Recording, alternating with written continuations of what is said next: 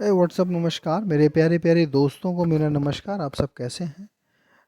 काफ़ी दिनों से आप लोगों के मैसेज आ रहे थे कि सर आपने चौथी वीडियो तो बना दी थी, फिर उसके बाद से पांचवी वीडियो नहीं आई। तो आज उसका समय मिल पाया। तो अब ये हम लोगों की जो वीडियो होने वाली है ये बेटा पाँचवें नंबर का लेक्चर है।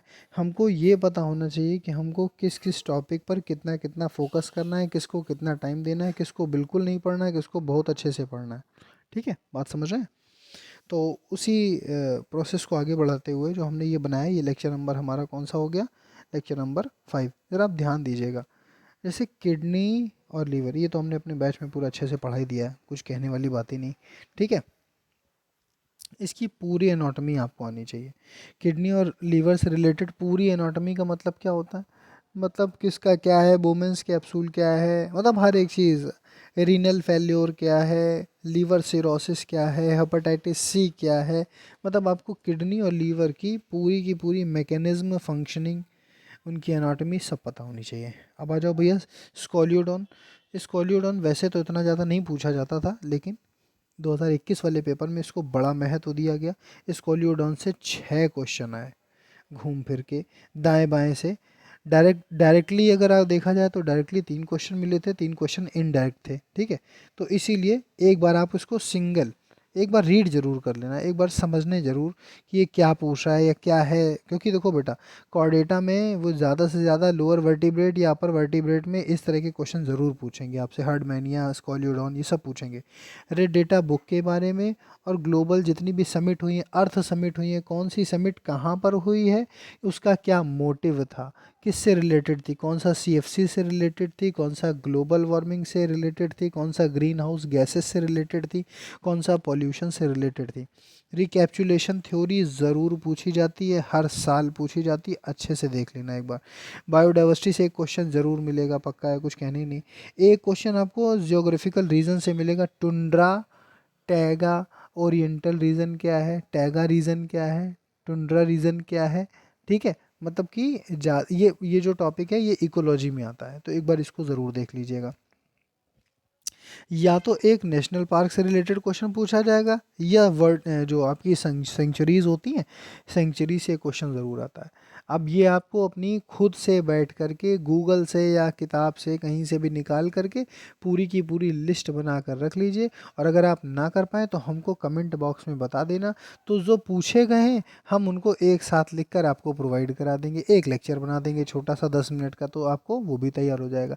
एक लेक्चर बना देंगे सेंचुरी का, और एक लेक्चर बना देंगे नेशनल पार्क का, जो आए हुए हैं, फालतू के नहीं, जो आए हुए हैं। ठीक है, अगर ऐसा लगे आप, तो आप कमेंट सेक्शन में एक बार हमको ज़रूर बताने का प्रयास कीजिए। देखो होता है क्या है, आप लोगों के कमेंट नहीं आते। जब अगर जैसे कमेंट आए तो कोई चीज़ हमको आपकी पता चले, जानकारी हो। देखो जो मेरे बच्चे हैं, जो मेरे बैच में थे, जो ऑनलाइन जिन्होंने हमारा कोर्स लिया था, वो तो मेरे कांटेक्ट में रहते हैं, उनकी सारी बातें हमें पता चल जाती घूम फिर के।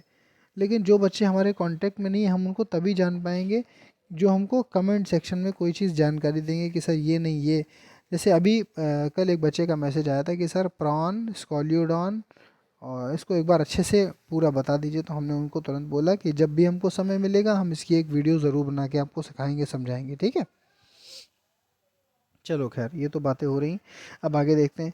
भारी धातु से होने वाले रोग, कैडमियम से होने वाले रोग, मरकरी से होने वाले रोग, मीना माता डिजीज़ क्या है, इटाई इटाई डिजीज़ क्या है, सुना होगा सब आपने कि नहीं? तो एक क्वेश्चन इससे ज़रूर आता है। एक डेट ज़रूर मिलेगी, कोई एक्ट पूछ लेगा आपसे, समझ रहे हो?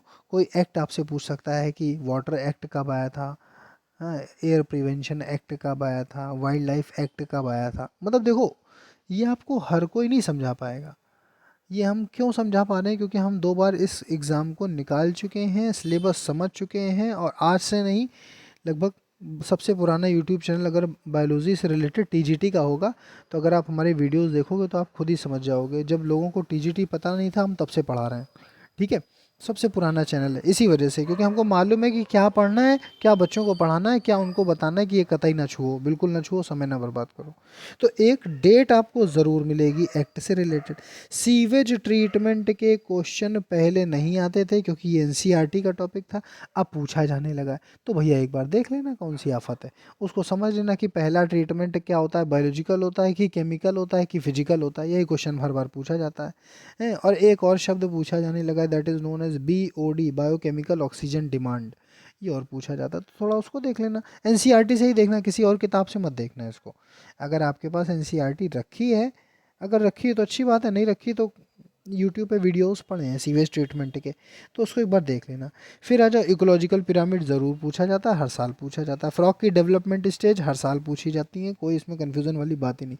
अच्छा, ओरिजिन ऑफ लाइफ में कैसे ओरिजिन ऑफ या थ्योरी ऑफ स्पॉन्टेनियस जनरेशन पूछी जाती है हर बार। Theory of abiogenesis, big bang theory, दुनिया भर का आपने पढ़ा है इनसे रिलेटेड, ये हमने अपने कोर्स में पढ़ाया है, तो बच्चों को पता है थोड़ा बहुत। भैया पॉलिप मेडूसा से एक क्वेश्चन एकदम रखा हुआ है, एग्जाम में रखा ही हुआ है, आप समझ लो, ठीक है, एकदम कंफर्म। तो इसको एक बार अच्छे से देख लेना। और इसका भी ये भी क्वेश्चन समझ लो पेपर में रखा है कि किसकी का मतलब कब वो ओरिजिन हुई, कब वो अपने पीक पर रहा, और कब वो ख़त्म हो गया, विलुप्त हो गया, एक्सटिंक्ट हो गया। क्रिटेशियस में जैसे डायनासोर कब आए, यानी कि कब शुरुआत हुई, कब वो पीक पर रहे और कब वो विलुप्त हो गए, इस तरह के क्वेश्चन ज़रूर मिलेंगे आपको।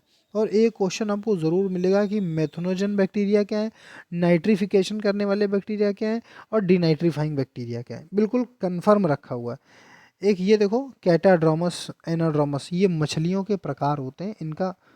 अब देखो हम यहीं पे आपको 2 मिनट के अंदर ट्रिक बता दे रहे हैं, हमारे जो बच्चे हैं उनको सब पता रहता है इसको। इसकी एक ट्रिक है, CFC, catadromous fish, fresh water to sea water, ऐसे तैयार देखो।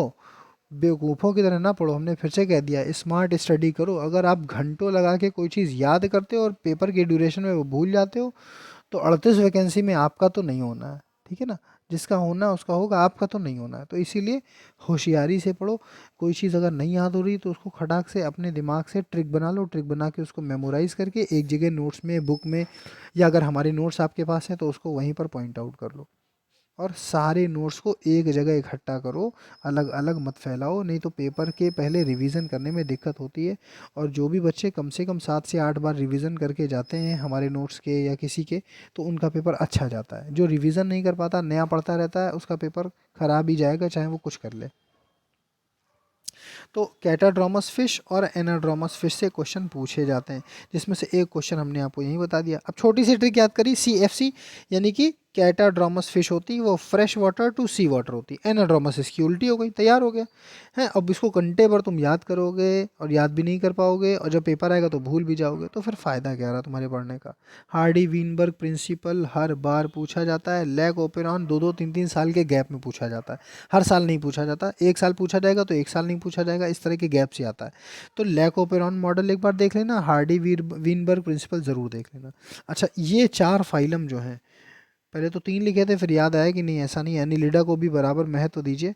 तो फिर ये जो 4 फाइलम है, ये आपको कंठस्थ करने हैं बिल्कुल, यानी कि पॉरीफेरा, निडेरिया यानी कि सिलेंट्रेटा, और निमेटोडा और एनिलिडा, ये 4 फाइलम, इसमें जो जो जीवधारी आपको याद हो सकें, जो अपनी रमेश गुप्ता में आपको मिल जाए, एक बार अच्छे से देख ज़रूर लेना, यहाँ से बड़े प्रश्न बनते हैं। पहले जो है एनिलिडा से ज़्यादा इकाइनोडर्मेटा से पूछते थे, बट अब नहीं पूछते उतना ज़्यादा। अब एनिलिडा और निमेटोडा को और सिनिडेरिया या निडेरिया और पॉरीफेरा को बहुत वैल्यू देते हैं। तो ये 4 फाइलम अच्छे से तैयार कर लेना, और 22वां नंबर सबके लार्वा याद रखो, ठीक है। बस बात खत्म, छोटी सी वीडियो, काम की वीडियो, आपके लिए बड़ी हेल्पफुल साबित होगी। जिन भी बच्चों को इस वीडियो का PDF चाहिए हो, या जो 5 लेक्चर पहले थे उनका PDF कंबाइंड चाहिए, तो वो हम आपको प्रोवाइड करा देंगे। हमको व्हाट्सएप करना 7355231399 पे, हम आपको वो प्रोवाइड करा देंगे। अगर वीडियो अच्छी लगे, देखो मेरा चैनल सब्सक्राइब करो, और चाहे बिल्कुल ना करो, कोई फ़र्क नहीं पड़ता, लेकिन वीडियो में अगर हम मेहनत करते हैं, अगर हम आपको मटेरियल ला के देते हैं, अगर हम आपको अच्छी चीज़ प्रोवाइड कराते हैं, तो आप एक लाइक तो कर सकते हो एटलीस्ट। तो वीडियो जब भी आप छोड़ के जाओ या पढ़ के जाओ, तो एक लाइक ज़रूर करना, और कमेंट करके बताना कोई नई चीज़ या तो नहीं समझ में आ रही, या कुछ पढ़ना है, उसको कमेंट के ज़रिए ज़रूर बताना, ठीक है ना, बात समझ में आ रही है? तो बस अच्छे से पढ़िए, एक बार फिर से सारी चीज़ों को एक बार देख लीजिएगा। पुराने जो 4 वीडियोज़ हैं, 4 लेक्चर, उनको भी ध्यान से देख लीजिएगा, तो आपको अंदाज़ा लग जाएगा कि हमको क्या पढ़ना है, क्या नहीं पढ़ना। और अगर आप उसको फॉलो कर रहे हैं, कम से कम 20 बच्चों का पर्सनल मैसेज आया था, कल या परसों से लगातार से आ रहा है कि सर आपकी 5वीं वीडियो नहीं आ रही, तो हमने कहा ज़रूर बनाएँगे, आप परेशान ना हो। तो ठीक है, तो इसीलिए इसको ही फॉलो करते हुए चलते रहिएगा, और जब आप पेपर देखोगे तो आपको खुद ही समझ में आ जाएगा कि एक्सपीरियंस किसे कहते हैं। ठीक है ना? Thank you so much, bye bye, love you all.